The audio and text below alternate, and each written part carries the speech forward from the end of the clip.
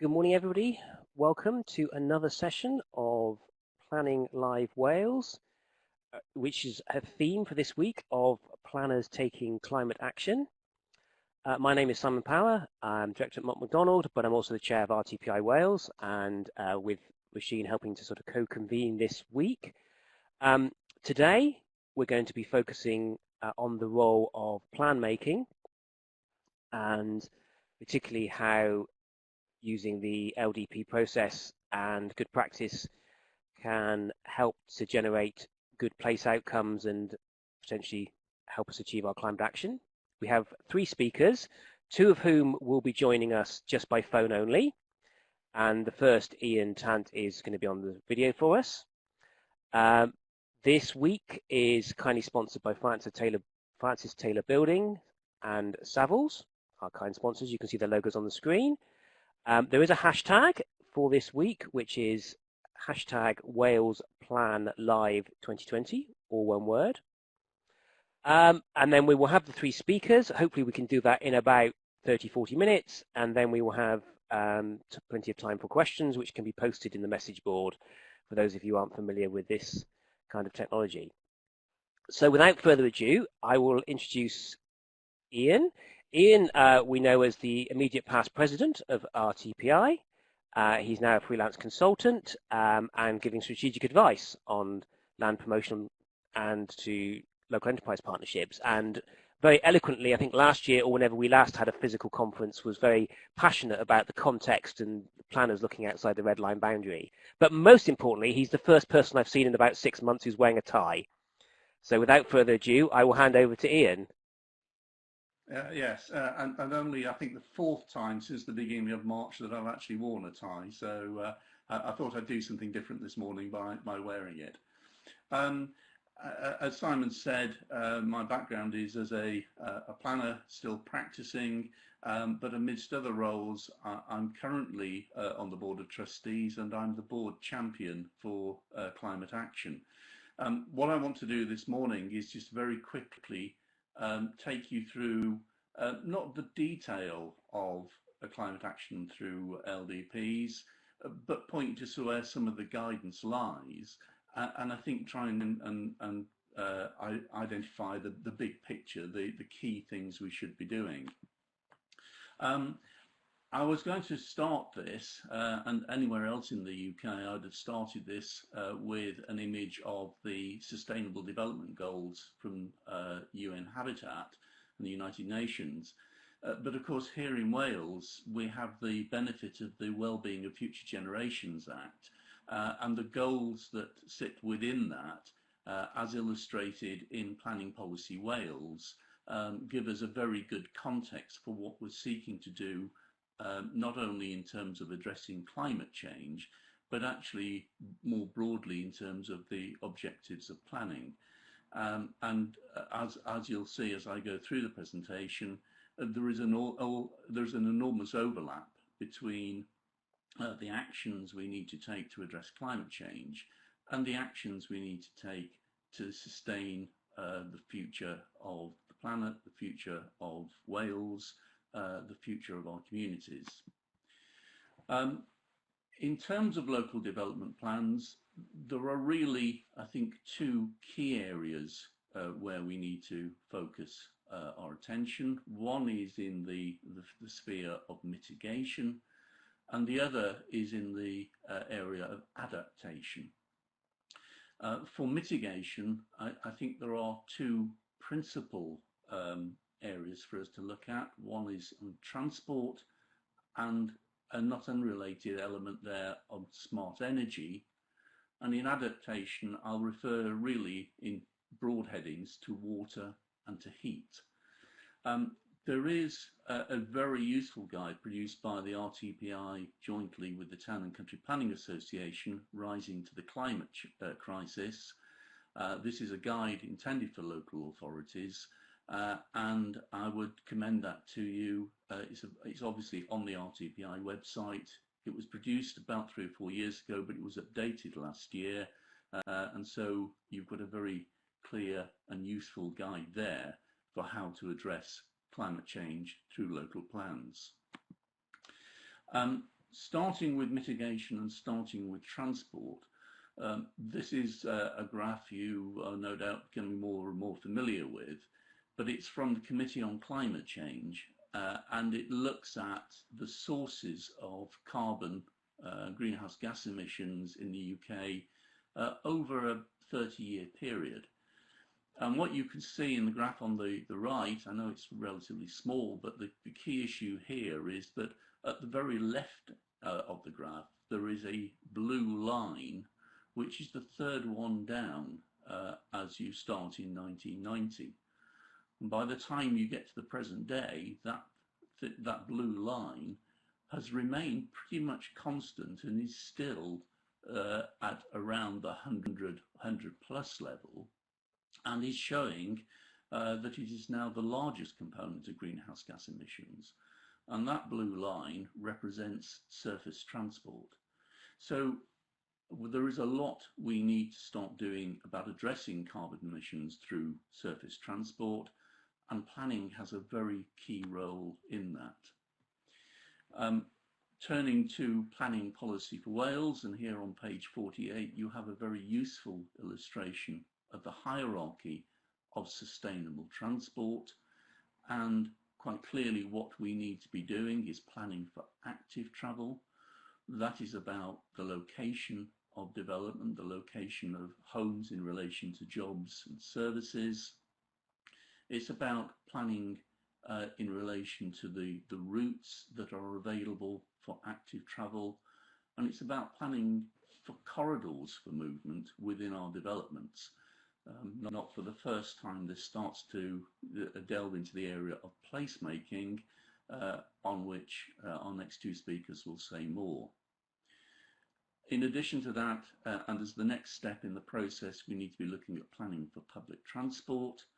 And this is very largely an element of location of development. It's about locating the development where it is accessible to public transport, where it can be accessible to public transport, and indeed where public transport can become self-sustaining, self-financing, rather than having to rely intensely on subsidies for its entire life. But there is a third element here, which is about planning for electric vehicles, and there is a whole range of infrastructure which that will require.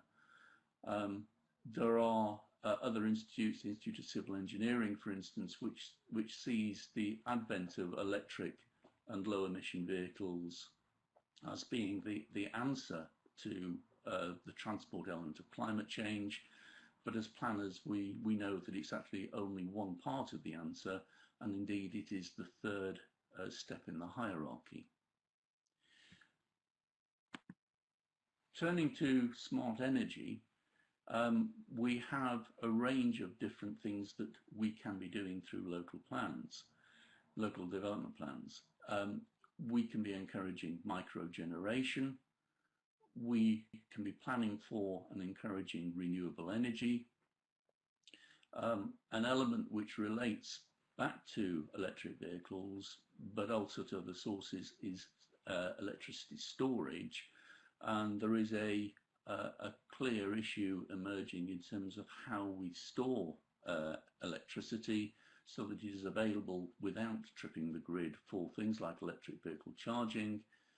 Some of this could actually be household storage, but there is also neighbourhood storage technology emerging. And of course there is the range of infrastructure, charging points, particularly how we provide charging points on conventional streets with on-street parking, which are issues that we need to consider. And here the July 2019 RTPI research paper, Planning for a Smart Energy Future, is a very useful guide for you to follow. Again, Planning Policy Wales provides us with a very useful hierarchy in planning for energy, and emphasises, as the quote shows, that the planning system has an active role to play in ensuring the delivery of energy targets and in promoting energy efficient measures and in promoting renewable energy. It's worth just picking up on that energy hierarchy that the first step in the hierarchy is to reduce energy demand. And you can see that that actually relates very directly back to transport planning and planning for transport. If we are planning to reduce energy demands in transport, and if we're therefore reducing carbon emissions in transport. Just to bring this up to date, Planning Policy Wales, of course, December 2018. Here we have a July 2020 document from the Welsh Government, which, as you can see from the title, is about responding to COVID-19 and COVID recovery. But within there, on page 11, a very direct reference to the role of planning in climate change and decarbonisation, again emphasising the strategic role of planning in directing growth to sustainable locations, in preventing the creation of car-dependent development, and in a requirement for local planning authorities to establish targets for renewable energy in development plans. All of this gives a very clear guide to what should be required. And I should say again, it's commendable that the Welsh Government is so quickly off the mark in producing this guidance, which really emphasises the way in which planning for climate action is so closely related to planning for pandemic recovery, and indeed to the general principle of sustainable development. In adaptation, this is not about trying to reduce climate change. This is about how you deal with the climate change that you can't avoid. And the three images here show you some of the rather more dramatic aspects of climate change. Quite clearly, we think it's unlikely that we'll see wide-scale forest fires of the sort that, as you can see, Australia suffered. But the other two images, I think, are probably of more immediate concern to us. The top right image is actually taken in Wales. It's taken from Welsh Government documents. But I'd caution that the image in the top left, which is actually a dog sled on sea ice in Greenland, and as you can see, the sea ice has melted at the surface, and we know that with breakup of ice shelves in Antarctica and Greenland now underway, we face some very serious issues from rising sea levels. So the adaptation issues for planning start really with planning and flood risk. And this isn't only about planning for flood risk from rivers and from high rainfall runoff, but it is also about considering how we deal with planning for sea level change. And related to that is an issue of climate justice. The RTPI in January this year published the 5 reasons for climate justice in spatial planning, and climate change is a key element in that.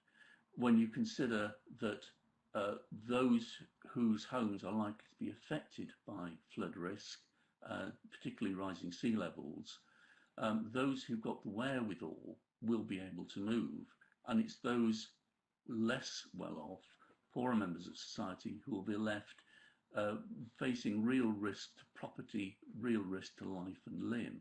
And therefore we do need to give consideration to how we deal with climate action in a just and fair manner. It's got issues that go beyond simple sustainability principles. In terms of urban heat, this is something we do need to consider. Our cities in Cardiff and Swansea, for instance, will have periods of high urban heat, and it will from time to time affect us as climate change takes greater hold. And there are a number of actions that within LDPs we can undertake to address that. It's about provision of green space, it's about the provision of planting within landscaping, what I've referred to here as blue infrastructure, which is about providing for and planning for water bodies, which actually can help urban cooling, are all part of addressing urban heat issues. And in summary, it's actually about placemaking. PPW, the Planning Policy Wales, page 43, is the image I've used here. But you can see that all the principles about good placemaking, about planning for health, planning for green space, planning for active travel are all intensely entwined with our approach to climate action. The RTPI has within the last week published this really helpful document. I've described it in the press releases as invaluable, and it's a guide to climate tools. It's an interactive guide which, as you can see, shows you adaptation and mitigation measures and identifies those that are relevant to plan making, those that are relevant to development management. This document, as I say, is interactive, and if you get to it on the RTPI website, you'll be able to find all these sources of information. It is, of course, a document which is likely to be updated over time, and it includes links to available data, available guidance, which goes beyond the UK. There are Scandinavian and other international examples within here. I really commend this to you as a way of sourcing information on how your LDPs should be addressing climate change. There is a long link there, but rather than you write it down, the easiest way of addressing it is if you go onto the RTPI website, search for RTPI Learn. You'll need to register yourself there if you aren't already registered, and within RTPI Learn, look for the bite-sized modules, and the climate tools appears within there. As I say, highly commended. And of course, the advantage of getting into RTPI Learn is there's a host of other information there on climate change, climate action, and indeed there's a wide range of other things there for us to learn as well. All of this, of course, so far has been about what the RTPI can talk about, what the RTPI does in talking about climate action and in encouraging climate action. But the RTPI not only needs to talk the talk, it needs to walk the walk.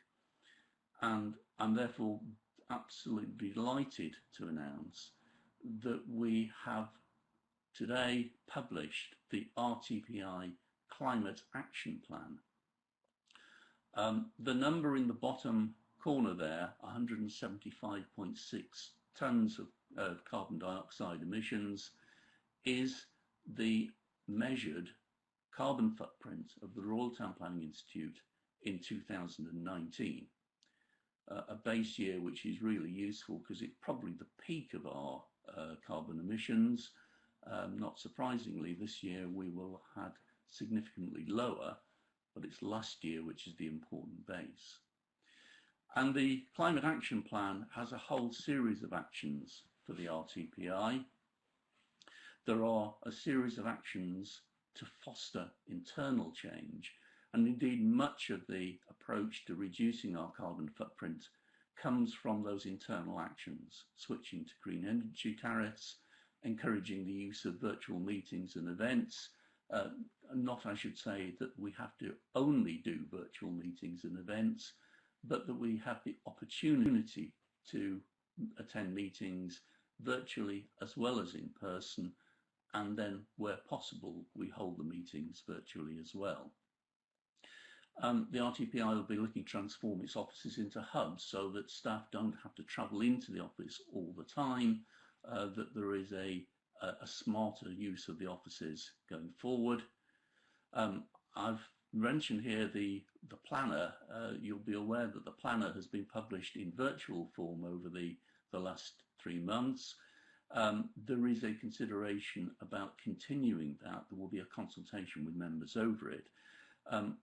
We have within the Climate Action Plan referred to an opt-in to the printed planner, but that depends actually on how many people want that and whether it's actually cost effective and viable to print a limited number of the document. More to consider there.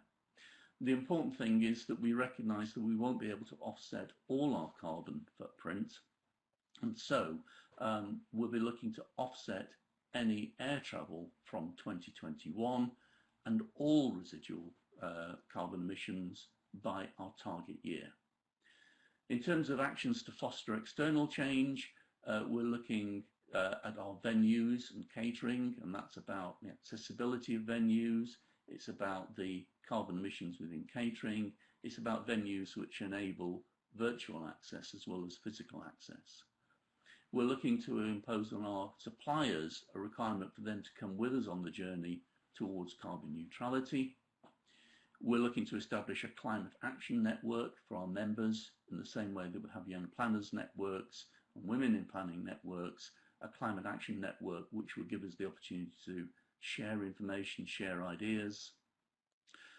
Alongside that, for our members, a climate pledge system, which gives you as members individually the opportunity to join in and take your own personal action. The RTPI Climate Action Plan doesn't impose a requirement on its members, but there is that opportunity for you to join. And we'll be looking to report our carbon footprint annually, so you can see year on year how we're faring against that 175.6 tonnes we started with last year. And importantly, on the basis of that assessment and that climate action plan, the RTPI is looking to achieve net zero emissions by 2025. That's an ambitious target. It's one that we believe, however, is highly attainable, and it puts us right at the forefront as an institute in addressing climate change, in taking our own climate action. So thank you for listening, and I hope that's all proved extremely helpful. Thank you very much, Ian. There's a lot out there, isn't there? There's a lot of guidance, there's a lot to consider. I think that one of our challenges is how we can practically apply a lot of that, the way that we are developing our plans, responding, working with applications. It's a perfect sort of segue, I guess, into the presentation we're going to get now from Swansea City Council. We have two officers, Tom Evans and Steve Smith. I'm not quite sure how between you're going to handle this, but they're both in the planning and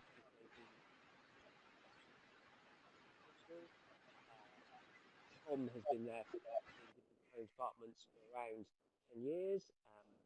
He manages the placemaking function, and Steve is an experienced urban designer. He's leading on a lot of the placemaking, and he's also a design panel member for the Design Commission for Wales. So I'll open them both up, and they're going to let us know a little bit more about how they're putting some of this into practice.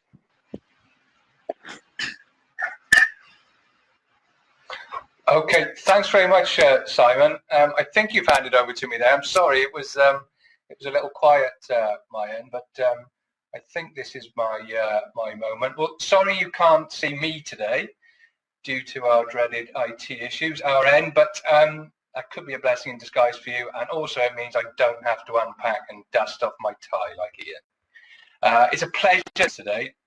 I've really enjoyed the session so far this week. I took a lot from Ian's previous presentation, and great to see the RTPI Climate Action Plan being published. That will no doubt prove a valuable informative reference point for decision makers going forward.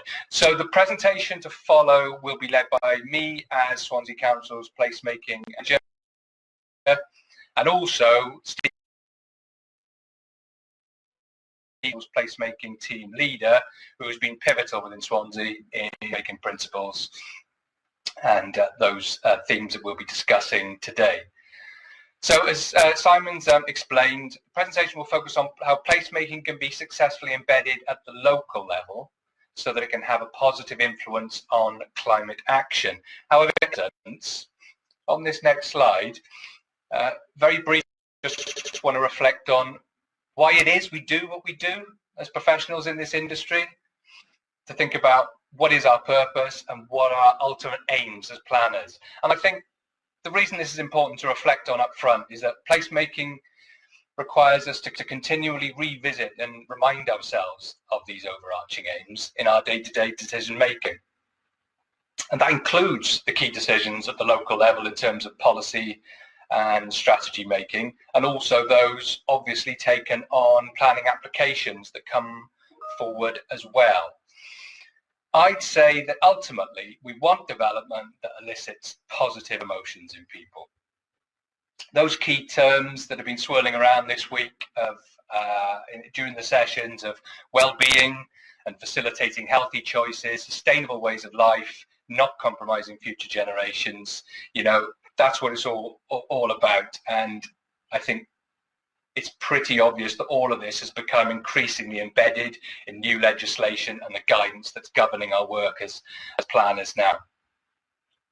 Of course, you know, set against this, we continue to recognise the role of planning in enabling a well-balanced and buoyant economy, because encouraging investment, job creation, for me, remains as vital today as it's always been.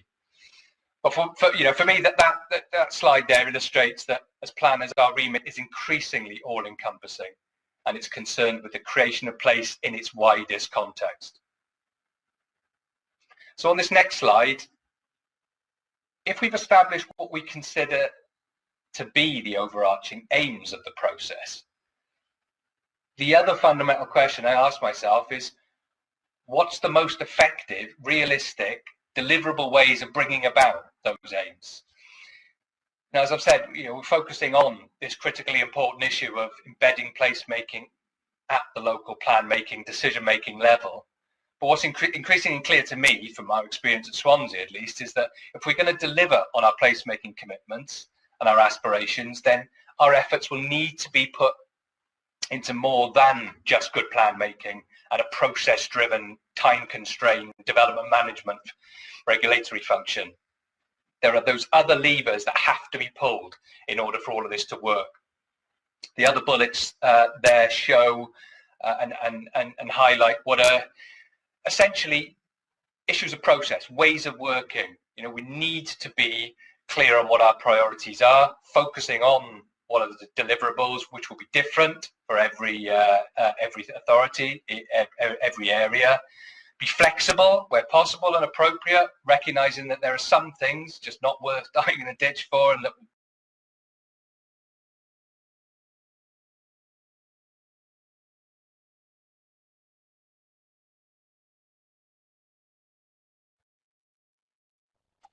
Steve, I think we've lost Tom. I think he's disconnected. Oh, I think, is he coming back? Yeah, he's just signed back in, yeah. Okay, if not, I could carry on, but if Tom is here, he can keep going. Tom, hello?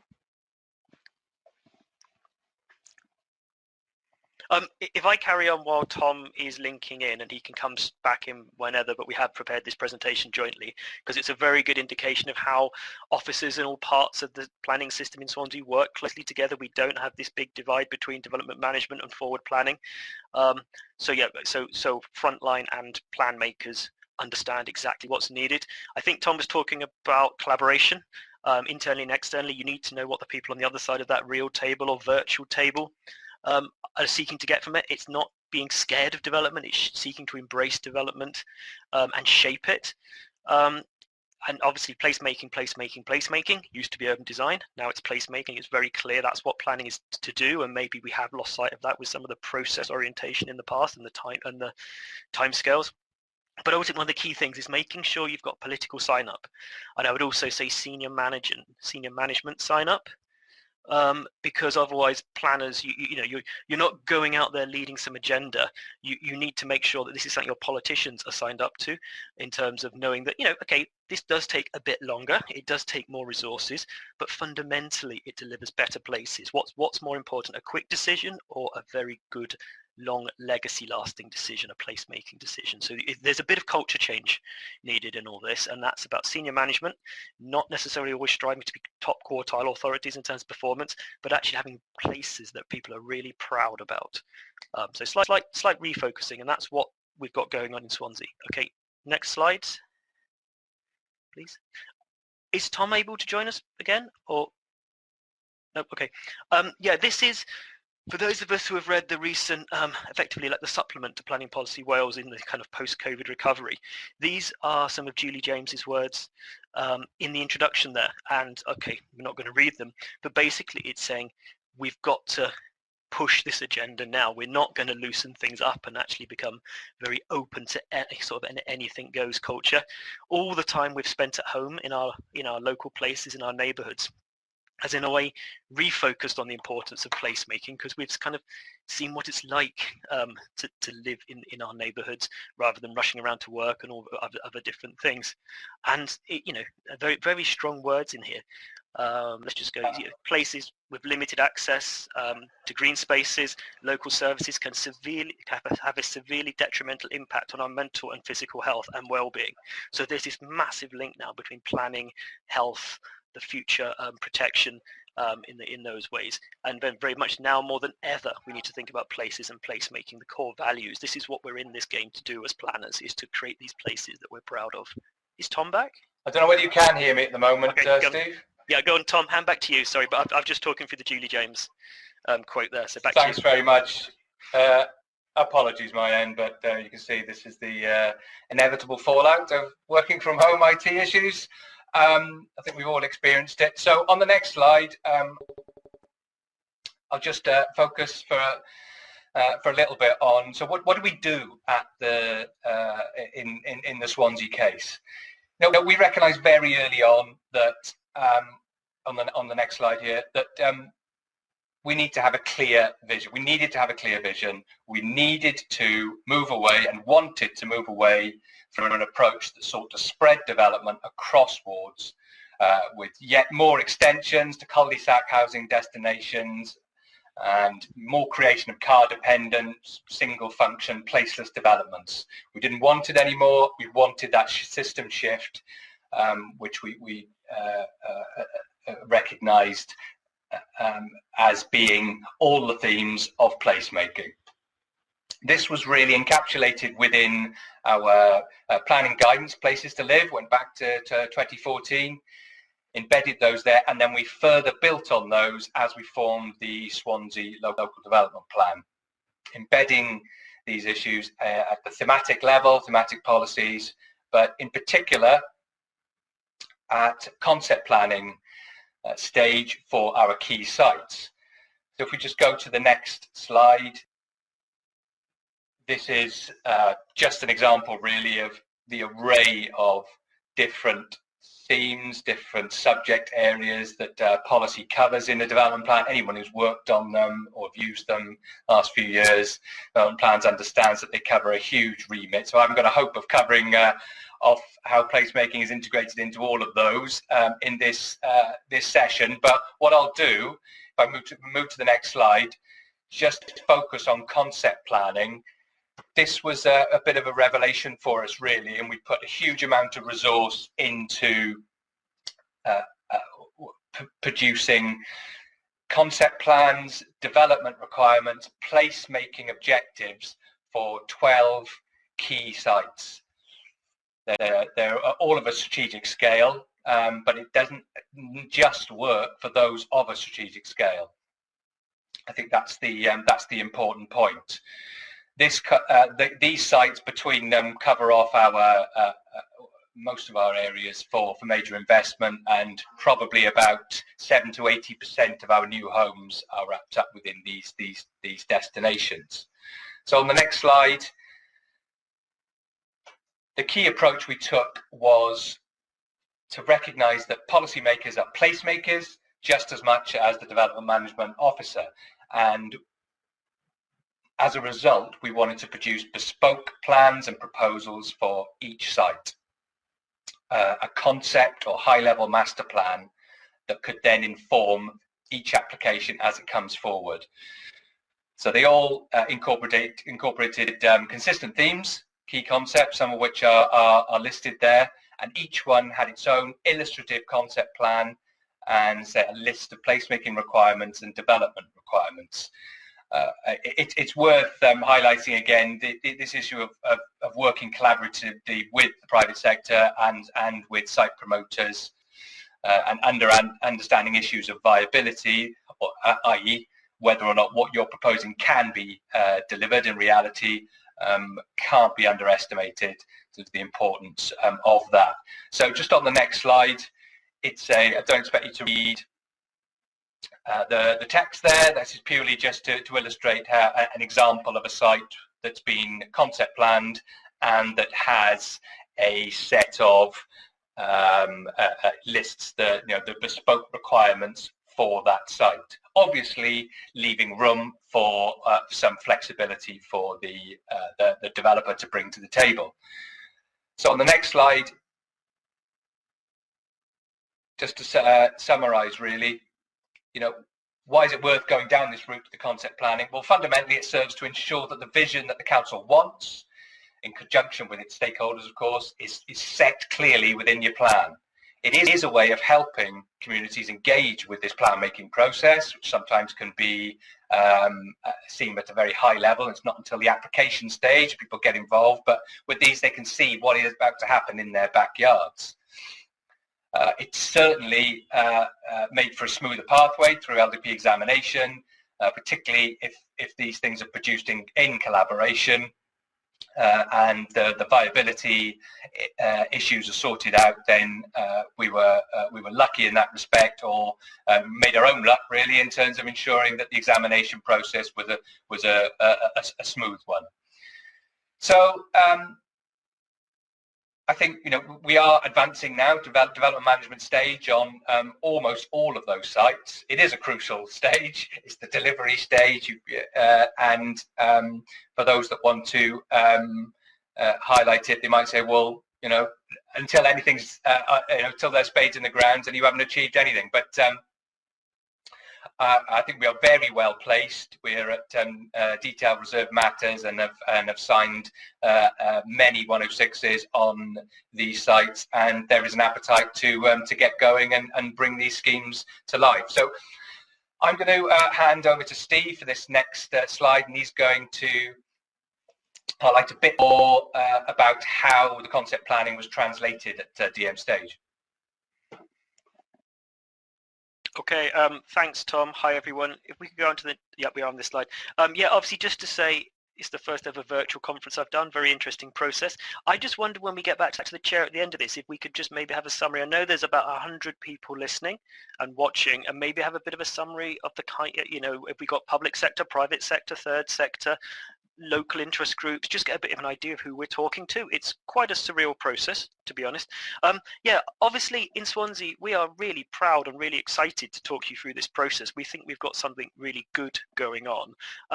The thing, obviously, reality check is none of these sites have yet got spades in the ground, but we have been doing this a lot. As you heard, we've had a residential design guide called Places to Live, which embedded placemaking and wellbeing into the planning process back in 2014.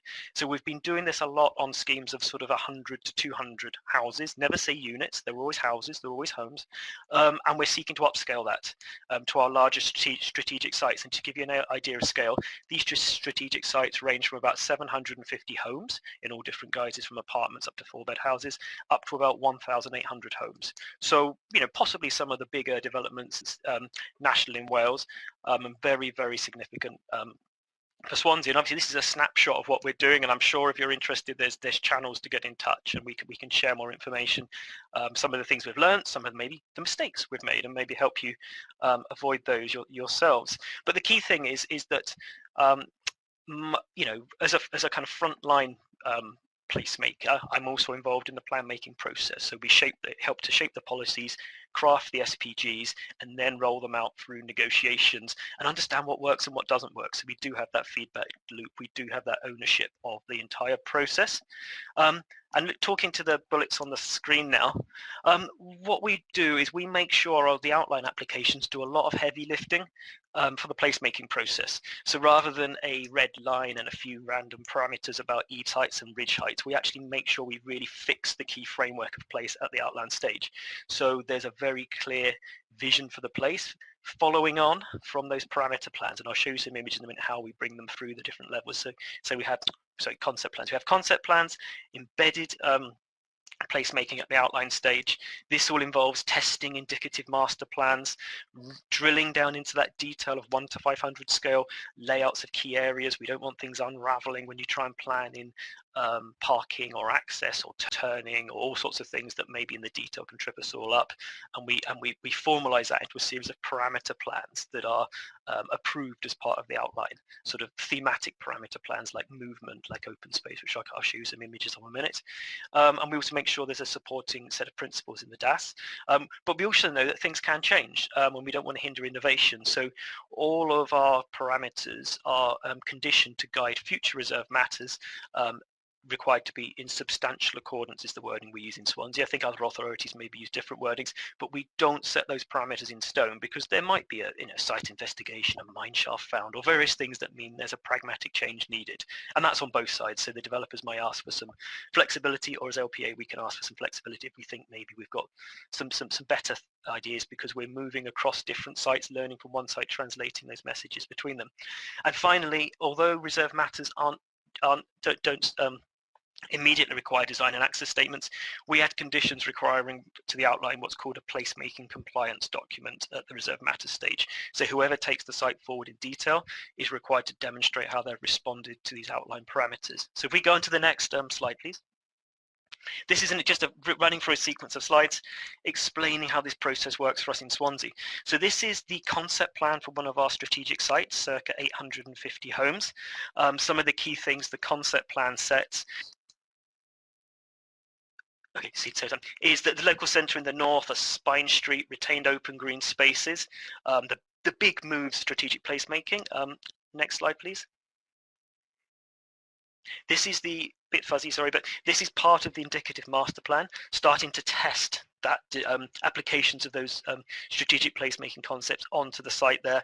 Lots of, obviously this forms part of a whole document there. Next one, please.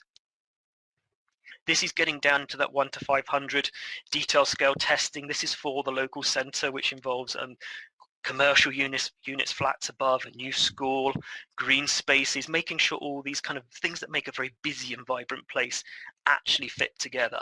And this is indicative, but at least we know it works and this isn't going to unravel at the detail stage. Next one, please. And these are an example of the kind of parameter diagrams that we ultimately approve as part of the outline. What effectively we do is we work with the applicant's team to dismantle the indicative master plan into these series of thematic layers. The one on the left is various forms of movement, active travel, public transport access, informal loops into the countryside, as well as vehicular access. The one on the right there is some of the key placemaking zones in terms of key spaces, key frontages and key kind of landmark buildings. So ultimately, these are the plans that the reserve matters have to accord with or be in substantial accordance with. Next plan, please. Next slide.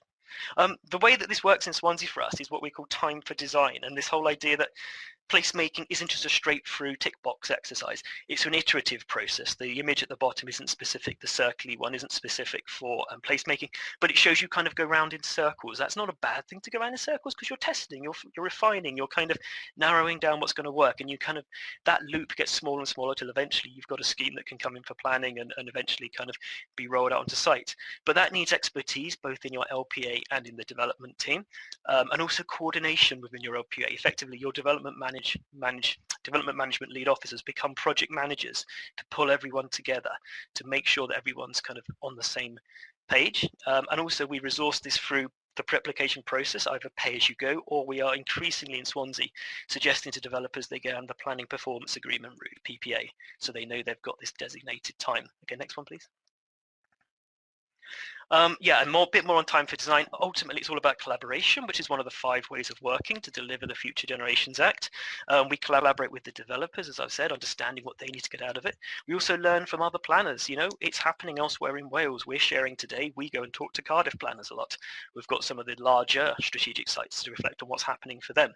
Also, I must, obviously say, really important to engage with Design Commission for Wales, not just on the big sites, on any scheme really. The expert impartial advice that they give through the design review process is invaluable. So you don't have to have a big project to go to Design Commission for Wales. I would definitely endorse the engagement there. Next slide, please. Another thing we've learnt and really pushing hard on in Swansea is green infrastructure, but importantly at all scales. The really relevant paragraph there is PPW paragraph 621. It's not just the retained green bits around the edges, it's not just the parks, but it's getting right down to that street and plot level, which I think a number of schemes in Swansea and possibly schemes currently across Wales just are missing out on. So this is the big game changer for us in placemaking, and it's all about multifunctionality. It's about positive management of surface water, net gain for biodiversity, but also these green spaces is an opportunity to engage the communities. You've got these kind of pioneers in these new places, and how do you get them out of the homes and interacting with their new neighbours? And maybe that's in shaping and managing these new green spaces. The next couple of slides, if you go next please. This is a site-wide green infrastructure master plan, let's call it that, about the big moves, the retained space, the green corridors, the parks and things. What it doesn't show is green infrastructure at the plot level. It will be there, but obviously at this level of resolution you don't see it. Next slide please. This is getting down into sort of the northern part of that site, the specific functions of those green spaces. It's almost like a plan on a page, and yes, there are supporting documents, but can you quickly and concisely convey what's going on? Use of infographics, use of very clear imagery about what is the neighbourhood park, what is a swale attenuation, what is an ecological area. Foraging trails are really fantastic additions to these areas. BMX tracks, bike tracks, sort of more kind of informal and more, I suppose, contemporary multi-generational play, not just a standard bit of kit fence and bouncy paving. What this doesn't show though is green infrastructure at the plot level, and that's something we're working on this site. And since this plan, we've got verges down the primary streets, what we're calling green infrastructure stepping stones on secondary and tertiary streets. So it is there, and that's the next level of resolution that we're really working hard on these sites. Next one, please. Another thing we're finding, and again, this is helpful to hopefully everybody, is setting density targets. We have a target of 35 dwellings per hectare net in our local development plan for the larger sites, not just strategic sites, anything for 100 homes or more. And what we're finding is it challenges the standard house builder approach. You can't achieve that density with a monoculture of barely detached houses. It will just basically, you can write your planning report about the development feels cramped. Yes, you can do it in 35 dwellings per hectare. That is not high density by any way of means, but it needs a range of house types, flats, townhouses, terraces, semi-detached, and everything. You need to get the whole range out of the box and use that for placemaking. And actually, that range of house types gives you that placemaking typologies. You can create those strong, distinct spaces. And we all know that densities in some ways have to change anyway because of SUDs. So we know our streets are going to get greener. We're going to get wider for swales, for surface water attenuation. That is fantastic. We're going to have these really interesting street scenes, but it means that the developer players have to work harder. So we're no longer, we're not building housing estates. We're creating places. Next one, please. This is an example of a really fantastic scheme we've got going on in Swansea. It's called Gwynvine. It's a joint venture between two of our housing associations. It received IHP3 funding last year, that was from Welsh Government, for innovation, especially around placemaking and sustainable drainage. So this actually achieves 35 dwellings per hectare. It's 144 houses on approximately 4 hectares net, which has got some really generous open green spaces, really well-defined streets, and a range of house types. You've got apartments in the centre, linked townhouses. It creates a distinct place, and there isn't a one-size-fits-all monoculture of single house types. And this is the sorts of places we're going to see more and more of. Next slide, please. Another thing we're finding in these schemes is what is the centre? What are the activities? What are the uses? The reality for the Swansea City region is jobs and investment will continue to be focused in the city centre. Obviously, post-COVID, everything has to be looked at again. But these sites we're talking you through today are primarily residential-led. They will have schools, and they will have, what we're doing is local centres co-located. So we're using those community facilities to create distinct hearts at the centre of these places. And they're defined by vertically mixed uses, so there's scale and there's intensity.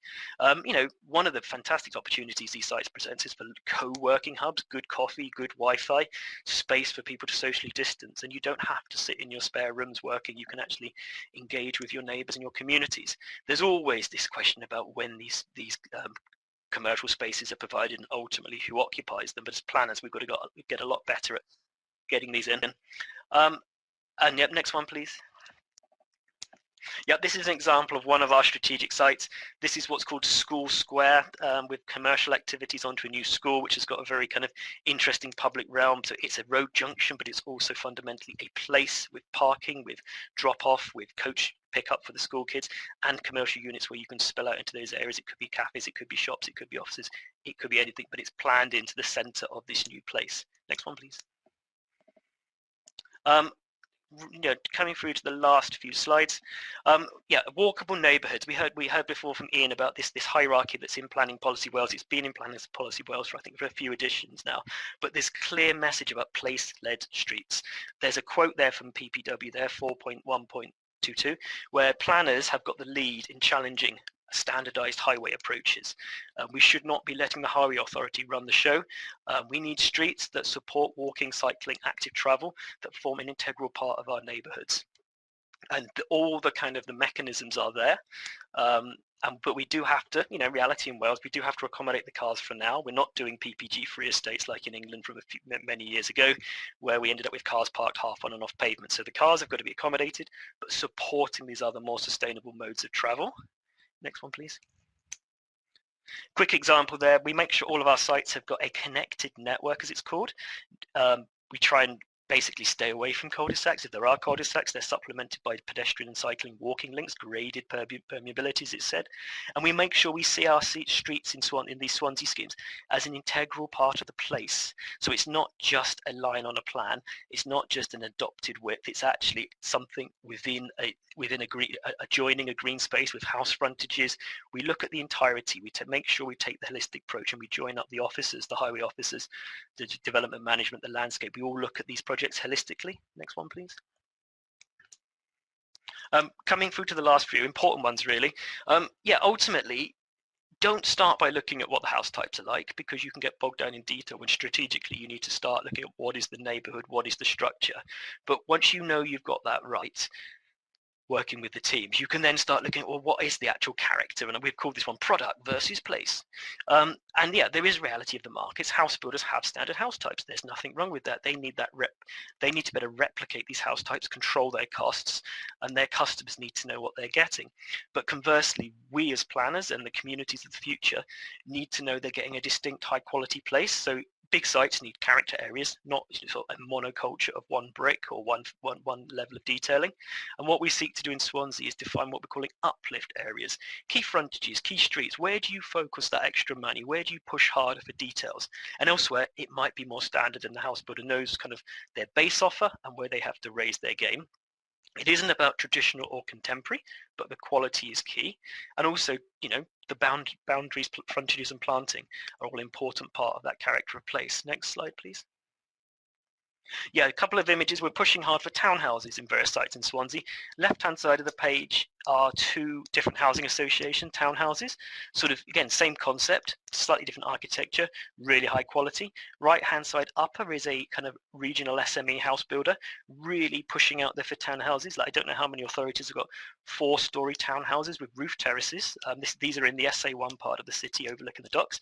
And bottom left is a national PLC house builder starting to sketch amend their kind of standard house type to uplift it into one of these strategic sites and replicate it, hopefully onto further projects. So again, we can sort of see the journey that these projects are on. Next one, please. Last couple of slides, or last 2 slides for me. Ultimately, this focus of this talk was about, I think, low carbon homes. What we do in Swansea and for our LDP is we're focusing on what we're calling low carbon places, the holistic everything, not just the homes, not just the technology. Energy standards in the homes are led by building regs, which in Wales are kind of raising in terms of Part L, or getting tighter in terms of Part L. And we know that the PLC house builders are steering away from sustainable technologies. They're taking the fabric first approach, so simple approach, which they're saying is more than sufficient in their view. And obviously we need to see how the innovation maybe from these housing association projects are going to be rolled out to the mainstream. So we know PLC house builders are doing off-site manufacture, things like that. Electric cars and charging, I'll skim over that because the technology seems to be changing. Induction charging, do they need sockets and cables and things? And ultimately, what are we requiring? We know, that housing associations are leading innovation, and that's sort of hopefully the trickle-down effect to the mass house builders. But also councils are starting to massively up their game in terms of house building in Swansea. Plug for what we're doing. We've got what we call the Swansea standard, 25% better than building regs. Very much, pushing out on the homes as power stations project. So combining PV panels, batteries, mechanical heat ventilation, and car charging all into one overall package that can be rolled out across a number of sites.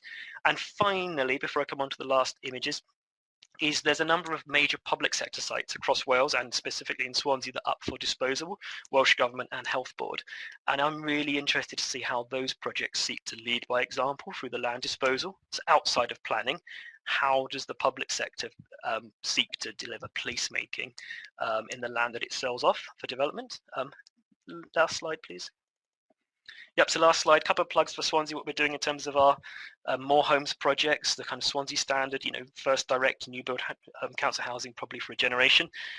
Bottom image there, one I'm finishing on, is the Gwynvine joint venture scheme, the 2 housing associations in Swansea.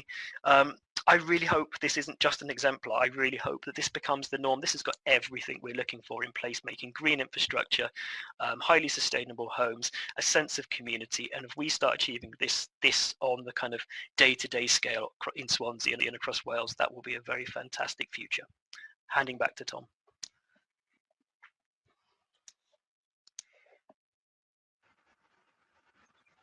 Thanks a lot, Steve. Yeah, apologies. I know we're overrunning a bit, so I'll just leave you with this final slide about lessons learned, our challenges ahead. Just picking out a couple of them: LDPs versus SPGs. There will be an issue and an interesting one to discuss. How much detail should go into the plan itself, or how much into guidance? Can we put concept plans into guidance? That means they can be more adaptable to change. And I think that links into that point about new ways of living. Post-COVID, if this is here with us for some time, then a lot of us working from home, that will change the way in which we need to shape our places. And there's the issue of resources and skills to do this all in-house. Then there needs to be more training and money to be able to resource it all. And finally, the takeaway thought there is just, when it comes to decision making, the question I always ask myself, which can be pretty illuminating on the day-to-day work we do, is, well, would I want to live there? Right, that's it from us. And I'm sorry for the overrun and the IT issues, but hopefully time for a couple of questions. Thank you very much. So many questions, and I'm sure that there are some coming through on the panel. From my personal point of view, I hope you can hear me.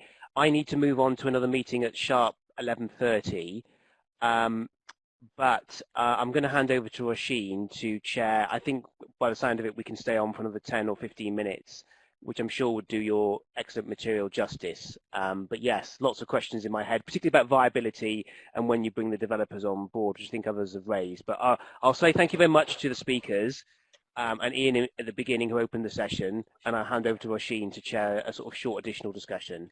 Thank you. Thank you, Simon, and thank you very much. 2 really good presentations there. Really pleased as an officer of the RTPI. Obviously, we're very pleased about our climate action plan, so it's full speed ahead at implementing that. And really interesting to hear about the Swansea experience as well. Some fascinating information there, and that is the really important part.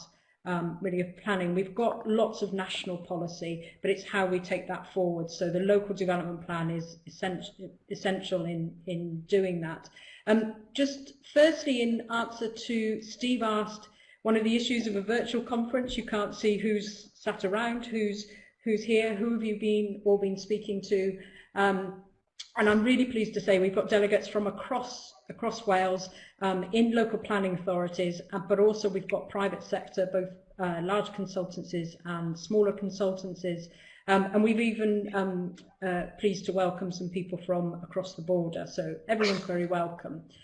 We've got a couple of questions that have come in from delegates.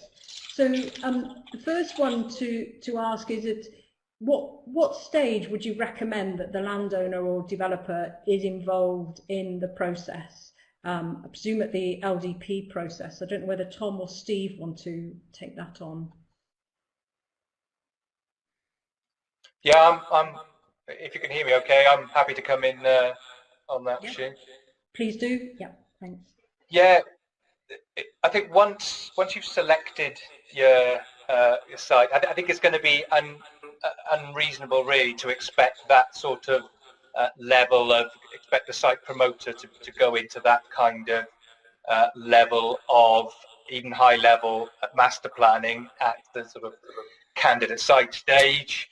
Once you've selected your sites for allocation in a plan, then I think in doing that we would have done some sort of internal assessment of its potential, and you'll begin to have a clear thoughts, or begin to crystallize your thoughts into the nature of the scheme that you want to see. So in allocating those sites, I think that is when you want to start that sort of dialogue and that collaborative approach to understanding how the site should be master planned and how it should be concept planned for, because the developer themselves may well be bringing information to the table that you weren't aware of, information on constraints, or just in terms of how a site can be brought forward in phases. Are there any sort of structural impediments to that? But collaboration is always good as early as you can do it, but I think it's an unreasonable ask to do it prior to sites being identified and selected for allocation. Thanks, Tom. That's really helpful, and I'm pleased that Ian's joined me on the screen now. Keep me company. Would you like to add anything to that perspective? Yeah, I mean, I'd just echo what Tom's just said. From the developer point of view, of course, there are those. It depends on their appetite for risk. Frankly, there'll be those who'll be prepared to risk more up front, and therefore will be providing you with, or local authorities with a considerable amount of information about the site and their envisaged scheme. There'll be those with a lower appetite for risk or a lower ability to fund things who'll provide less. And I think the challenge for local authorities, therefore, is at least giving an equal hearing, if you like, between those who will provide a lot of information and those who are unable to provide so much. It does rely on the local authorities, I think, doing the early work and the early site selection before they can start to expect, if you like, an even-handed approach from the development community. Thank you, Ian. And I'm pleased that we have another Ian joining us today, Ian Stevens, who's Chair of Planning Aid Wales. So you've been very welcome, Ian. And you've submitted a question here of what is your experience of community engagement on placemaking through the development brief, SPGs, and the statutory pre-app stage, and how are placemaking principles and community input influencing schemes and design revisions at that stage? So quite a long question, but about community engagement in that. And I don't know whether Tom or Steve, if you want to respond to that. Yeah, I'll start, Sheen, and then Steve can come in. And after, I think it was something that I highlighted on one of the slides, is that I do think the concept planning offers the chance to bring the plan to life somewhat.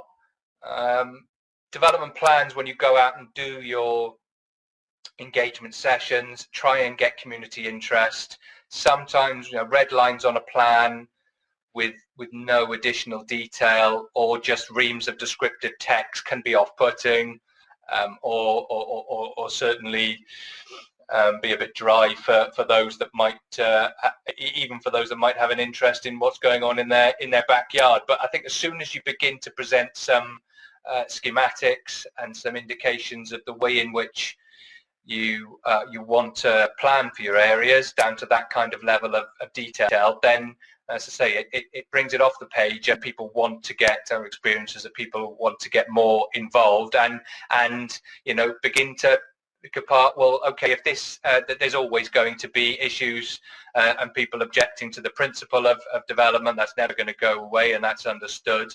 But there are also people that, you know, if they are able to get past that, then have their own thoughts as to how a site should be planned, should be master planned. And as I say, I think that offers a really good then within communities to be able to get that conversation going. Yeah, I would just obviously echo that, and we're in a really interesting time at the moment.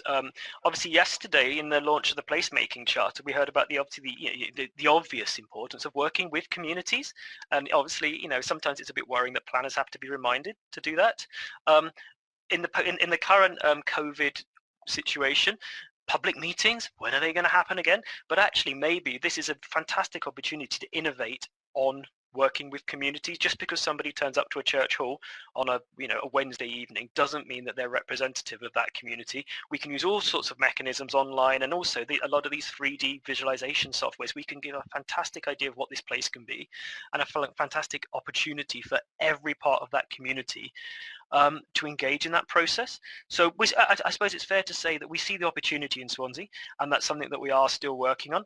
There is the statutory pack process, as we all know it, which is probably too late in the day in my view, that by that time it's pretty much a ready to go application, and to get in community engagement. This is the Welsh Government requirements now. Community engagement at that stage is probably too late in my view, because it's all done and dusted, ready to be submitted the next week usually. So yeah, the further upstream we can get on community engagement using these new technologies in line with the placemaking charter, fantastic. We're up for doing that. That's great, thank you. And you make a really good point there about needing to be up front. Ian, I wondered whether you... Yes, and it's actually bringing in, if you like, a sort of international perspective to this. I should say one of the benefits of being the RTPI president on a normal year is you get the opportunity to travel. That means we're going to offset our travel in future, but nevertheless, it's the things you learn along the way which are perhaps most instructive, and you can bring back. I mean, I'd echo what's just been said about the use of technology in consultation. There are some great examples now, both within the UK and particularly internationally, of the use of essentially mobile mobile technology enabled games, which are used in planning to actually help develop community engagement. For those who haven't tracked it down, I would suggest it's worth going and searching for for Brisbane in Australia, for what they've done in planning there, where they developed a mobile app which gave people the opportunity to start to engage with the issues around placemaking, about site allocation as well.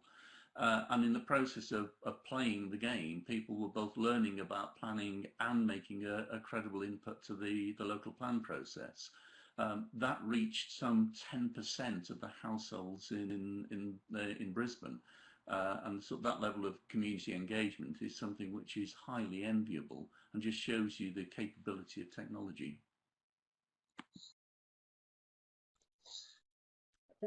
Thank you, Ian. Those are all the questions that we've had in, so I'm going to draw it to close. We have overrun slightly, but thank you all very much. Thank you very much to our speakers. Really excellent presentations, and really added value to this week's overall discussions. We've still got 3 more sessions to run this week. One this afternoon, which is a legal update about climate action and how that can support planning, and then tomorrow we've got a look at what's happening in Scotland and in core cities in England, and we're joined by Jen Heal, who's one of the stars of yesterday's video for the Placemaking Wales Charter. And also we're going to hear from young planners. Now, this isn't a young planners session tomorrow afternoon, it's hearing from young planners, hearing from the future generation of what we should be doing, what their perspectives are. So still opportunity to sign up to those sessions.